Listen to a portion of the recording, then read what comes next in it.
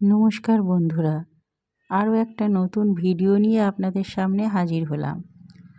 আজ বলবো জবা গাছে অনেক ফুল পেতে হলে ঠিক কী যত্ন নেওয়া দরকার। আমি এই গাছগুলো সব কাটিং থেকে করেছি, তাই আর নতুন করে রিপোর্টিং করব না এবছর। রিপোর্টিং না করেও কিভাবে ফুল পাওয়া যায় সেটাই দেখাবো। প্রথমে এরমভাবে গাছের গোড়ার মাটিগুলোকে ভালো করে আলগা করে দেবো, খুঁড়ে খুঁড়ে।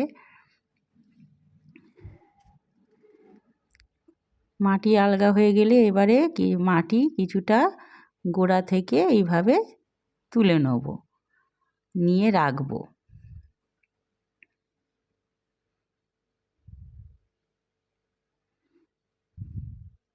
এইভাবে মাটি রাখা হয়ে গেলে এইবারে জৈব পদ্ধতিতে কী সার ব্যবহার করা হয় সেটাই দেখাবো।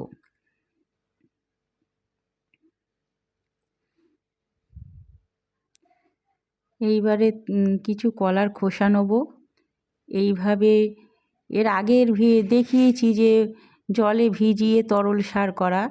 এইভাবে আমি একেবারে কলার খোসাগুলোকে, পাকা কলার খোসাগুলোকে এইভাবে টুকরো টুকরো করে কেটে গাছের গোড়ার চারদিকে ভালো করে ছড়িয়ে দেবো।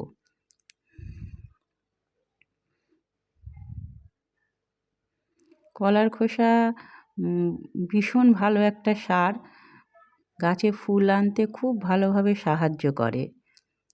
এইবার এইভাবে দিয়ে দেওয়ার পর আবার করব কি, মাটি দিয়ে আস্তে আস্তে মাটি দিয়ে কলার খোসাগুলো সব চাপা দিয়ে দেবো।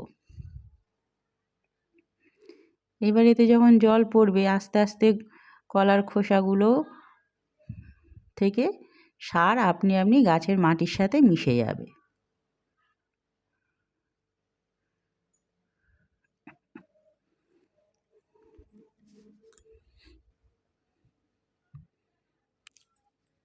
মাটি দিয়ে চাপা দেওয়ার পর এদিকে আমি অল্প কিছুটা জলে কলার খোসা ভিজিয়ে রেখেছিলাম, সেই জলটাকে ছেঁকে নিয়ে আরও বেশি পরিমাণ জল মিশিয়ে তার সাথে এইভাবে গাছের গোড়ায় দিয়ে দেবো আস্তে আস্তে।